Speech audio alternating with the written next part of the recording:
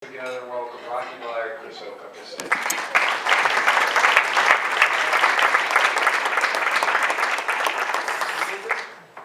Would you like a microphone?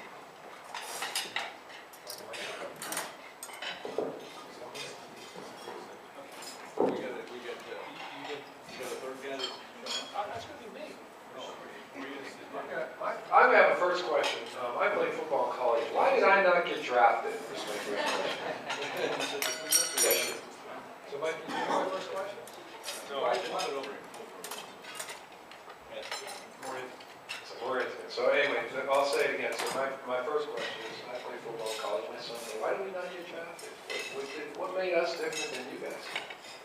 Just didn't have it. Stand up. That's why. Simple as that. It's simple as that. No, anyway, what's I have to make, is that talking about this business in the introduction and the reasons why I'm marketing and so on. And I was thinking, okay, how do I introduce Chris and I? The changes that have taken place. It's been 47 years since I was a rookie here in Pittsburgh in 1968. And I think about that time and then what is happening today. So I think about that the offices of the Steelers were at the old Roosevelt Hotel. They had an extension of like 3 offices in the corner. Ticket sales were on the corner of that Roosevelt and 6th and Penn hotel. And that's how they operated the whole thing. Revenues were probably 80% by ticket sales and 20% by radio and local TV that might have. So now, 47 years later, they have 2 facilities, and and it's 80% driven by media. Monies that come into the league, 20% by ticket sales. So it's been a big flop, but it's kind of like the changes that have taken place. That we practiced in South Park at the county horse facility. If you ever go over to South Park, that field where that was our practice field. There was a renovated house that was our locker room and office space and so on. So I remember that until 1970 when we did get Three River Stadium. That was, of course, a brand new facility. Now we're all in one spot. And through that period of time. But it's just, to see the evolution of the game and to where it is today and the media outlets, they had probably no more than maybe 9 people, 10 people on staff. Now they got 900 on staff. I mean, they got the media all the way through. The front door. That's right. Now we don't have the front door. And so they changed. But no matter how much has changed, it's the same thing that is happening within our society, and more importantly within your businesses and the marketing and how we get our messages out. All those terms that David had talked about in the new social media that has come on. How do you get a hold of a customer or so on? Didn't exist all that many times. But as they say about the game, so what's different in the game of football and the evolution? Size and speed, of course, are very obvious rule changes that have taken place. But the most important thing is that the fundamentals still remain constant. As we were talking about when we first came in, what about the Steelers? Last week's game. When you go, oh, okay, you can't turn the ball over. You got to convert on 3rd down. And you have to stop the opponent on 3rd down. Okay. Well, those are basic fundamentals. So blocking, tackling, those things that we know what is good about our business are the things that we really have to concentrate on and eliminate. The rest then is kind of the best part or the gravy part, or how do we get that message out. But if you don't have a solid core business of what you try to do, or a solid core marketing plan and following through, then all the other stuff doesn't exist or doesn't help you at all. So I think that was, you look over 47 years, those basic fundamentals of the game of football and what we've learned in our lives are the foundation for the success of the business that you have. Everything else is how do I get that message out? If you don't have a message, if you don't have a routine to be able to build on, then it's not going to happen.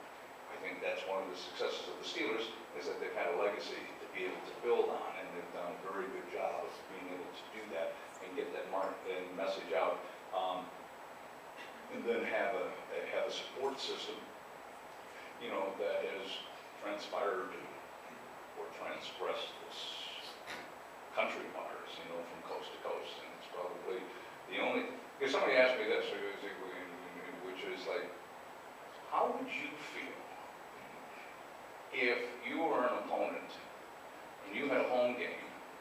It was like, how would we feel that there would be more Cincinnati fans here on Sunday's game than there were Steeler fans? You go, oh, well, that's the impact that the Steelers have today as they go out and play in San Diego or Phoenix, or on the East Coast somewhere, and that becomes very important in Detroit. That's right. It becomes very important. But I wanted to get at least that as establishing how things have changed. But anyway, we said it was a very informal thing, and we'll open it to some question and answers. So as you can see, this is the reason why I feel so blessed to be part of the Steelers organization.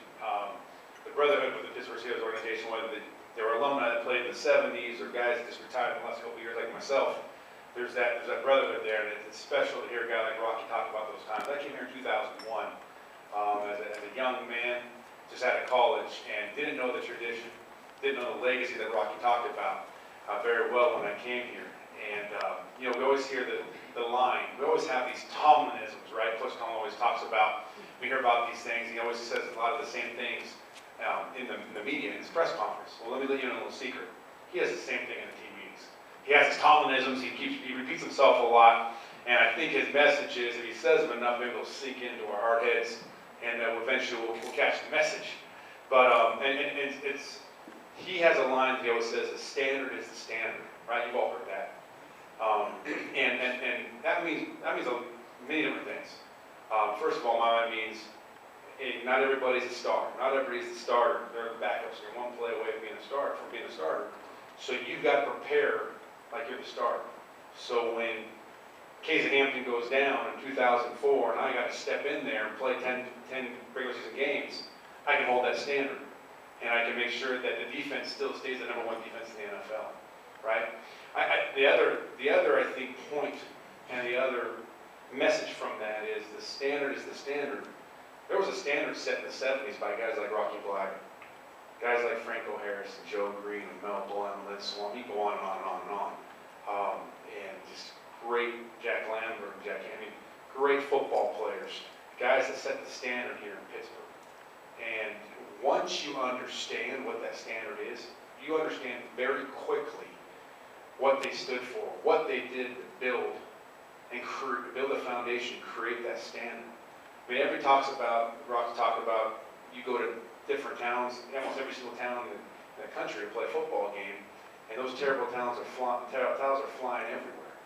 And you see, a lot of times there's more Steeler fans than there are Cowboy fans, or, Kansas City Chiefs fans. It's amazing. And that's because of Rocky Bleier and those guys in the 70s. They're the ones that created that. And to be able to have the opportunity to stand on that foundation and for 11 years play for an organization that has that respect, that has that tradition, that has that legacy, for me was a total honor. I wasn't one of those guys, you see at times, you see professional athletes that take things for granted, don't they? They don't realize the opportunity they have. They don't realize how blessed they are to be in the NFL and to be able to play the game they love as an adult. And the Steelers do a great job of helping us understand what they went through, what they did, because to me it makes sense. I mean, to know that you stand for something that's greater than yourself, to know that you're representing something that's greater than you, you can identify with them, and it makes you want to play harder, it makes you want to live better, it makes you want to be a better individual and a better example in the community. So, Rock, I want to thank you for what you guys set up and what you guys did in the 70s, because they set the standard. We're trying to uphold the standard. We did a pretty good job in the 2000s. I don't think we held the standard as high as they did, but we did a pretty decent job. And every Steeler from the rest of time, the Steelers organization will be around, will look to these guys as the example and where we need to be. So I have a question for Rocky, and I'll get started. But before I ask that, anybody have a real burning question? Somebody's got to have a burning question. Yes? I had read the book Fighting Back, and it's such an inspirational story about Rocky being a Vietnam veteran and also considered to be a disabled veteran. And today, the rate of suicide in our veterans is about 1 a day. And there's always a question about what can we be doing more, or what, the stigma on not getting mental health services. Do you have any thoughts on that?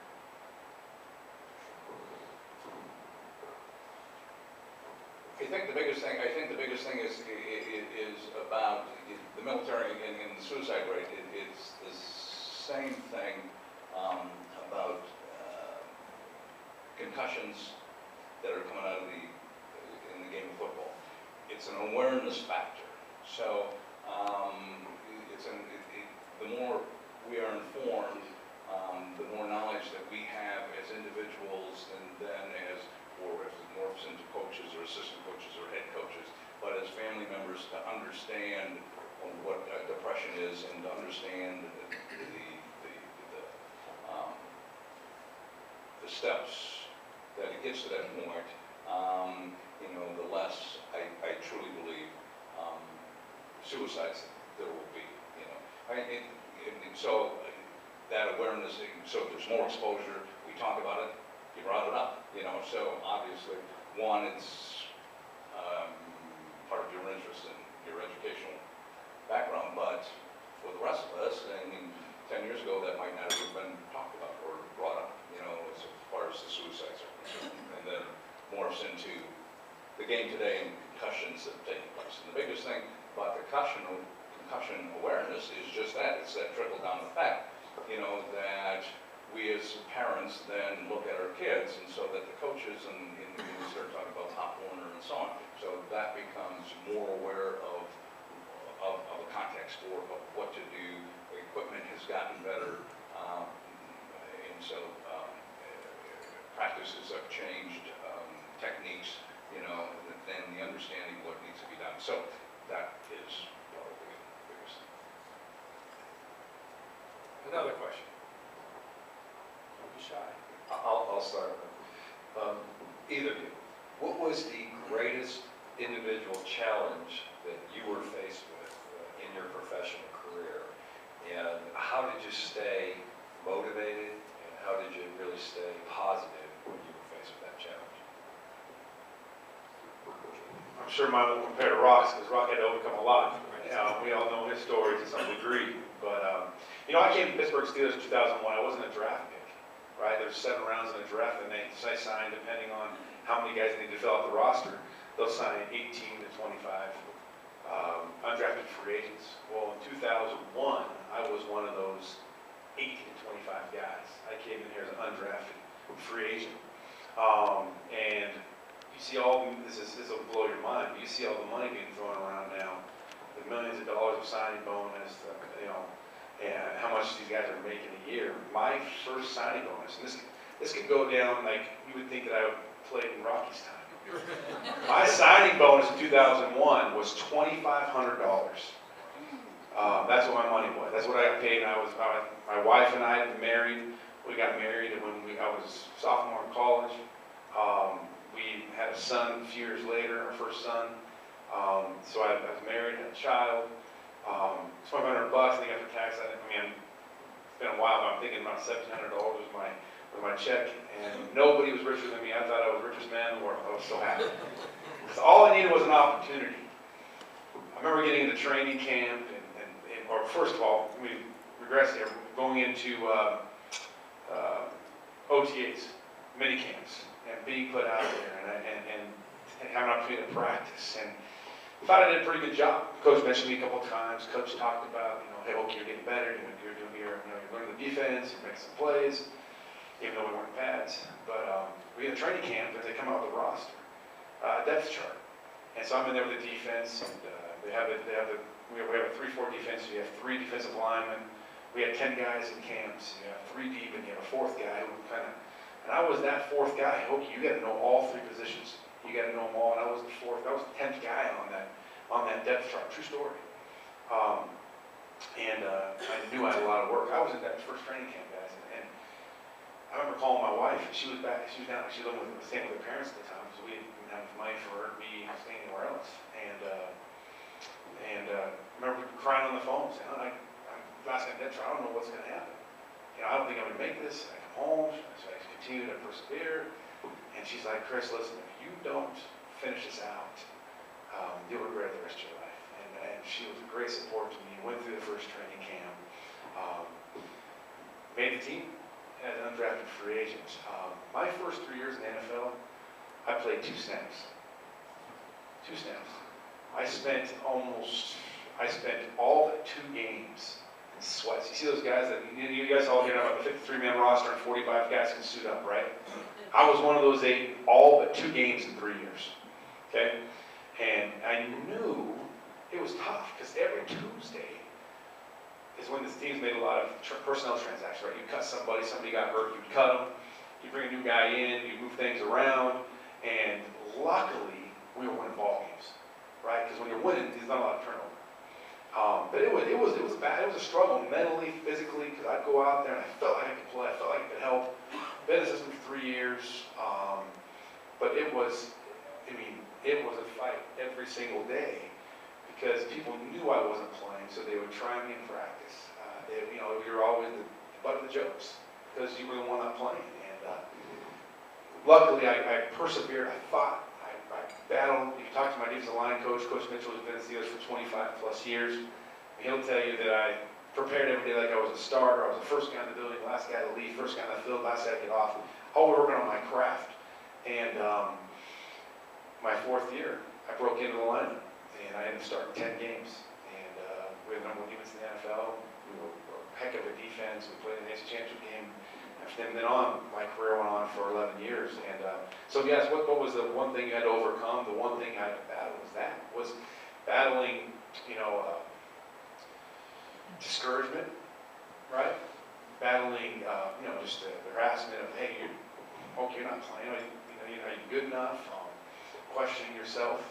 And it was an everyday battle, but I'm so grateful now that I persevered and I fought through because now I see 11 years in the NFL was a blessing playing in 3 Super Bowls. A total blessing. I'm so glad my wife was right. If I would have walked away in the training camp, I would have regretted it the rest of my life. Great. Kind of makes our challenges seem a little bit paling in comparison. So Rocky, that was a layup for you. So tell us about you. Tell us about your challenge. Similar. I mean, everything that Chris was talking about, I had gone through as well. There wasn't a free agent back then. There was 17 rounds drafted. So, I was a 16th round draft. Thank you very much. I wasn't the last guy who was picked. And so I was the 417th guy picked in the draft. But whether, so they only have 7 rounds, but it was like being a free agent, they just started throwing darts up there by the time you get to the 12th round, 13th round, well, who's available, who can breathe and whatever. So, when I come into camp, that year we didn't have many camps and so on, so there was a rookie camp and you came to camp, but it was all the same fears that Chris had gone through, trying to make you look around at who's your competition. It's like coming out of college, you get a job, and you would say, well, am I going to make it here, or where am I going to go, or what's, am I going to last? All those things that do happen, and so I made the team. I made the team as the last running back, primarily on special teams, and that's how we make the team. You make the team by playing special teams, and so you get on, and we're playing special teams. But I get drafted and I go to the service, and then I go to Vietnam, and so I get wounded, and coming back. And so the biggest thing there was the unknown, you know, it's not what you can control. And what you fear is what you can't control. What you can't control it, so you can't really fear it, you just kind of don't think about it. That's what I did. So you go, okay, I think because for me, the biggest question was, you have to do whatever you can do, and to be able to either make this team or not. So that hopefully later on, you don't look back and say, well, okay, I should have, you know, I should have ran more, I should have lifted more, I should have done this more, I should have, you know, whatever that might have been. And so I come back. In somewhat in the same way, I was in, you know, sweats for 2 years as well. You know, and over my first 5 years with the team, I only carried the football once during that period of time. So when I took about 1974, and much like Chris getting a chance, you know, in his third season, fourth season, I should say, it was that was my fifth season coming in 1974. Oh, and I was the fifth running back out of 4, just to let you know. You know, when you're sitting on, but all of a sudden, you know, something happens. Franco gets hurt.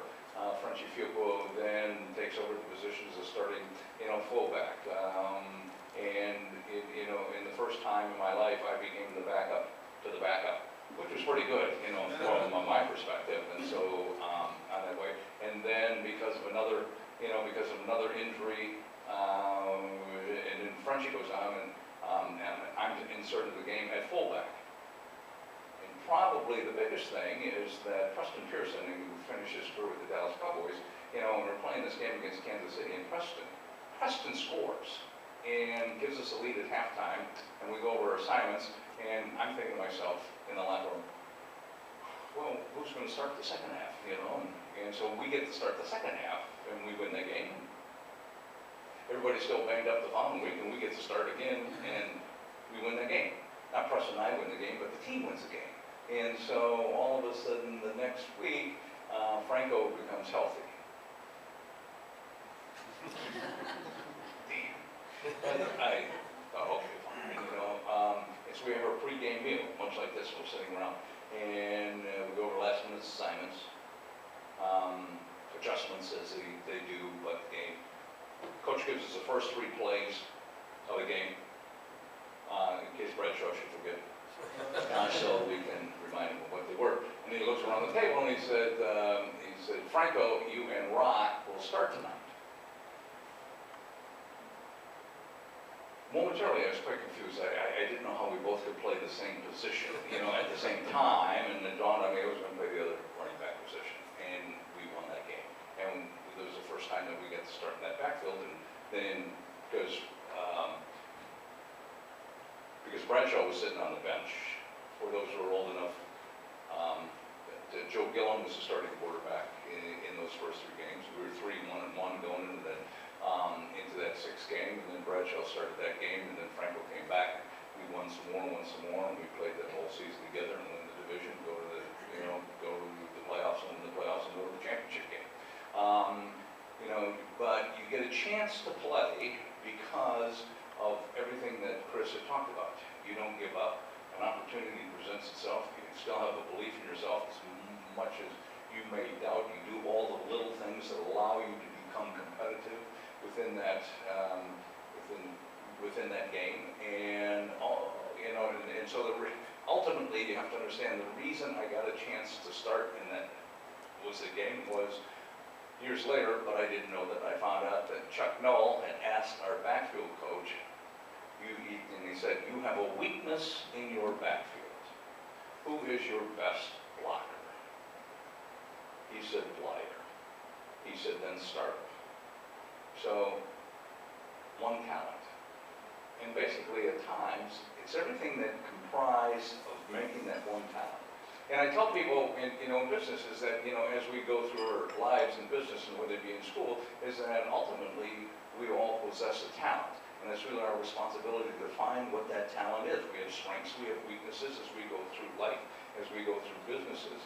And you really have to concentrate on those strengths that you have. Why? Because in our society, it's an immediate turnaround society. We don't really have time. So we're trying to get more out of people. It's like free agency. We're trying to get more out of people in a shorter period of time because I don't have the luxury of having them for the life of their contract. You know, because a free agent, now I get them 3-4 years at the most, and then we got to start changing again, and it's still in business today. You know, there used to be this, which is, how many companies have you worked for? Well, I worked for 3 companies. Oh, can you explain to me why? Now it is, how many companies you work for? 3. Well, can you explain to me why it's only 3? You know, and so it has changed the whole mental approach to, you know, to how we do things. So, but it's all those, you know, anyway, so that was, I'm going to get off on a tangent somewhere along the line. But the biggest thing was, the thing to overcome, it was sometimes your own self-doubt that you create because you don't get the opportunity. But, you know, and so what Chris said is that you don't want to be a would've, could've, should've guy or person that if you don't put the time in. Because sometimes it's so easy to say, oh, no, I'll go someplace else, or I'll find a job someplace else, or I'll move someplace else, or somebody else will hire me someplace else. When you really have to take a look at who you are, you know, and what you bring and offer to that group or to that team. Great, thank you. I guess tying back to business, you know, how many times we just have 2 days of strategic meetings and we often say, why do we stop doing things that made us successful? And that's tying back to business. Okay, questions from, yes? So going along with what you did, I'll share a quick little story with you. I grew up in Fineview, and I can tell you something from telling him. I remember being a paper boy, I'm walking down the street, and a car pulls up, and it's one of the newscasters for Channel 11, which was up in Fineview. It actually ended up being Rocky Bleier. And he stopped me, and he asked me for a newspaper, asked me if I had an extra one. And papers were about 15 cents at that time. And so he gave me $1. He gave me $1 for the paper. So I ran home to tell my dad that Rocky Bleier just gave me $1. I just want you to know the rest of my customers have been really angry at you because you got the paper late that day. But to tie back into that, how do you re-image yourself? Because that's something that you had to do once you got out of the NFL. So, I mean, both you guys have had to re-image yourself. And so when you are talking about a company that images, how do you re-image yourself? Because you're no longer the man. You come off that field in a year, you can easily be gone. That's a great question because, you know, I just retired. This is my 4th season out of the NFL. And so when I played for the Steelers for those 11 years, I was very understanding that, hey, this is an opportunity for me to network, to meet people, because I know football is not going to last forever. And that's, not everybody has that mentality, right? I mean, a lot of the guys that play now, they think, hey, what can you do for me? That's the me mentality, right? And so I thought when I retired after my 11th season, after the 2001 season, that nobody's more, 2011, excuse me, nobody's more prepared for retirement than me from a transition to my post-football life. And it was tough. It was a hard transition to try to rebrand yourself, to recreate yourself, because, you know, people, you're so used to, in the NFL, people doing everything for you. People come to you and say, can I do this for you? What do you need? And what I had to learn was, I got to go out, be proactive. I got to take initiative. I got to go out and work hard, be hungry.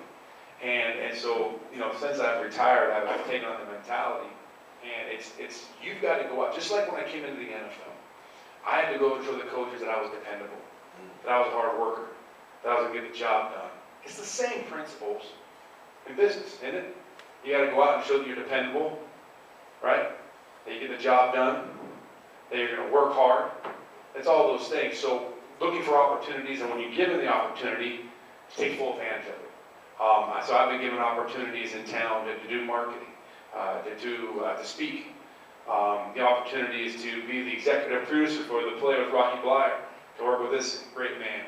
And everything I do it the same way that I approach football, with everything I got. I mean, I tell people, you put a wall in front of me, I'm going to find a way to bust it down.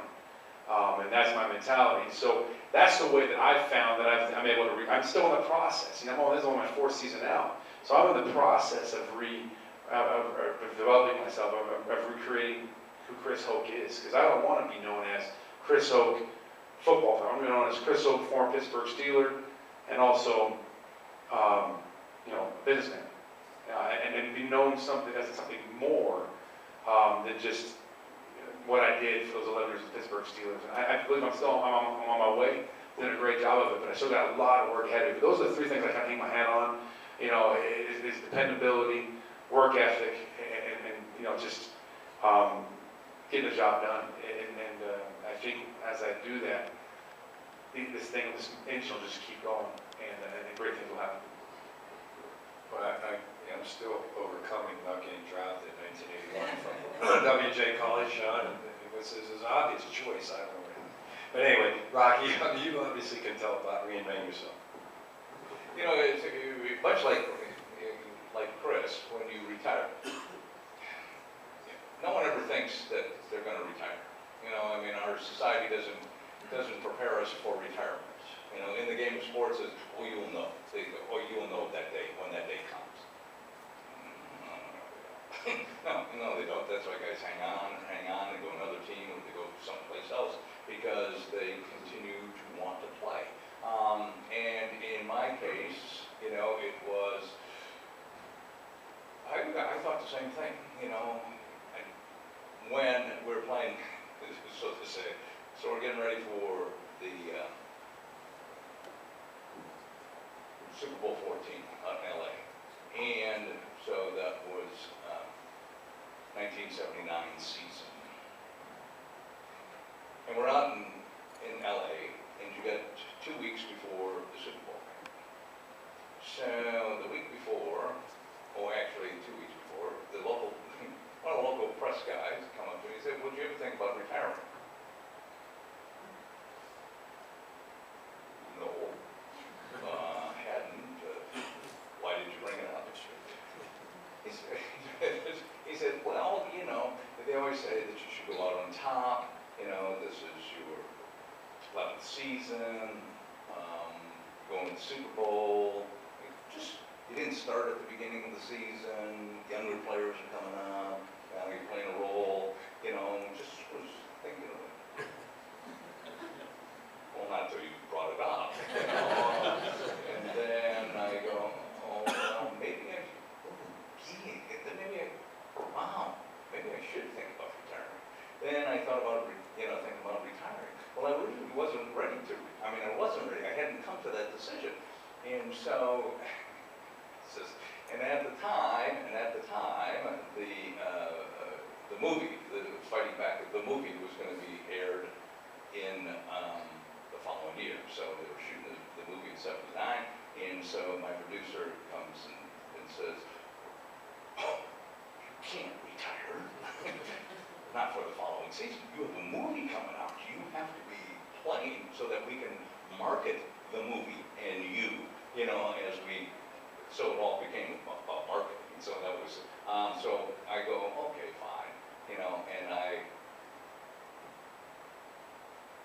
but I decided that that was my last season. And so in that decision, it was, okay,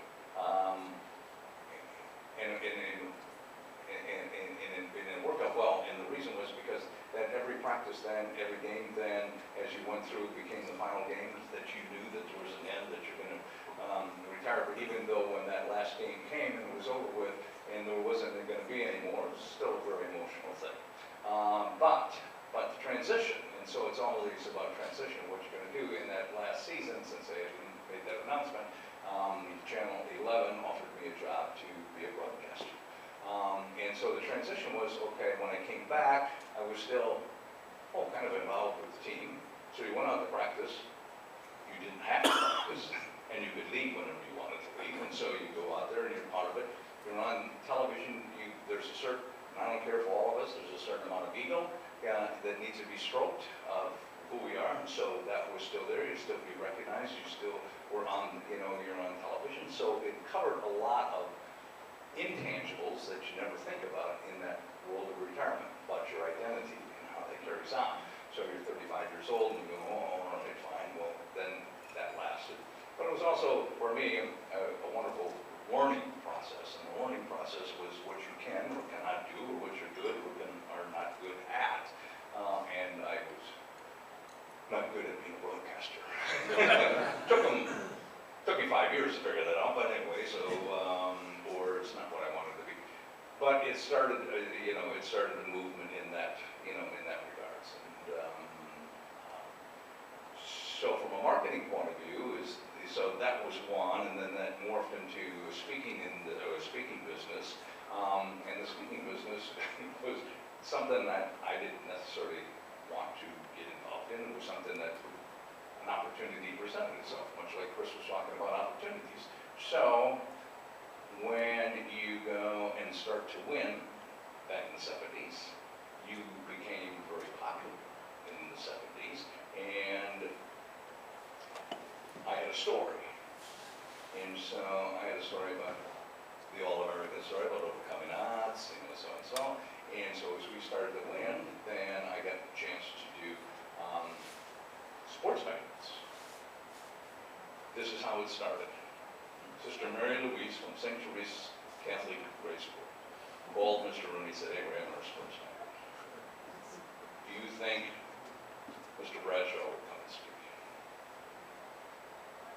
Mr. Rooney said, well, I know he does that, but I also know that he charges $500. I'll ask him. There was a pregnant pause, and she said, oh, do you think possibly that nice Mr. Joe Green would come and speak? He said, well, I know that he does that, and I'll ask him, but I also think that he charges $500. Oh, she replied, do you have anybody for nothing? Yes, we can send you Bleier. Anyway, so that's how it started. So that was, so that was the beginning. And so you go, okay, fine, you're single, you're hanging around, free meal's a free meal. Sometimes they will pay an honorarium, like $25. $25. You could eat all week on $25, so that was excellent. So then we would do that. I had this story, and we could tell, and then as we started to win more, we became more popular. So ultimately, from a training program through that period of time, I got to do every junior high school in western Pennsylvania, eastern part of Ohio, Panhandle, West Virginia, upstate New York, and so it became, that became part of. And so I thought, well, that ended, when I retired, but that continued alongside as well. So it was another development along with doing this, and so you just kind of, morphed into that, and I got into, business later on, and continued to do the speaking and so on. And then we remarketed ourselves again.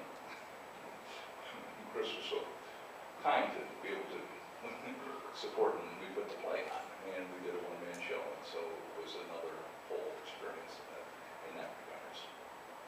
So it's a continuous process. Being able to do different things, be able to change, and it's all about marketing and getting that image out, changing the image, getting the word out, what you can and cannot do, and networking, how you get it done.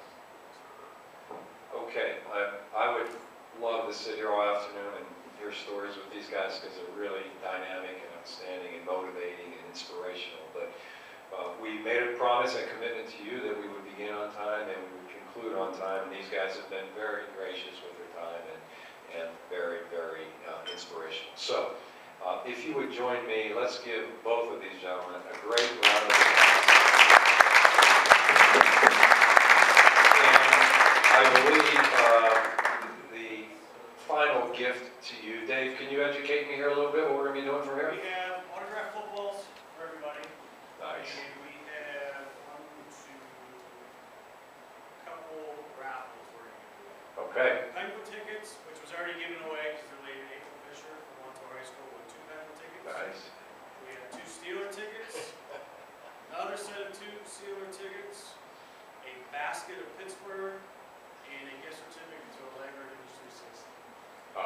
last one is priceless, absolutely priceless. Can't put a value That's on the it. best prize in. Absolutely. You going to draw? Yeah, here, I'll give it to you. Let somebody at the table draw that. That'd be great. So here's the basket. Okay. Pittsburgh. So from Wade Heating and Cooling, Stephen Woodring is getting Basket of Pittsburgh. basket of Pittsburgh. Congratulations. Excellent job. There is a 6-pack of Iron City in there. I just wanted to give you that. What it says prices. 2 Steeler tickets for this Sunday. Excellent. 2 Steeler tickets for this Sunday showdown in Cincinnati. That would be a great game. Bob Krimmel. Bob from St. Francis University. Congratulations. Another set of students at the two Steeler tickets for Sunday. Rachel Wilkin from Universal Electric. Is Rachel here? All right. Congratulations. And the moment we've all been waiting for. The gift certificate for Allegra is for Dr. Melanie Kerber at Blackhawk School District. Okay, excellent, excellent. Any final comments you guys like to add? If not, we thank them again. Outstanding, outstanding. Appreciate it very much. Appreciate you for coming and spending some time with us. If you want to get a picture, Mark will take a photo with these guys. Otherwise, thanks again, and we will be in touch.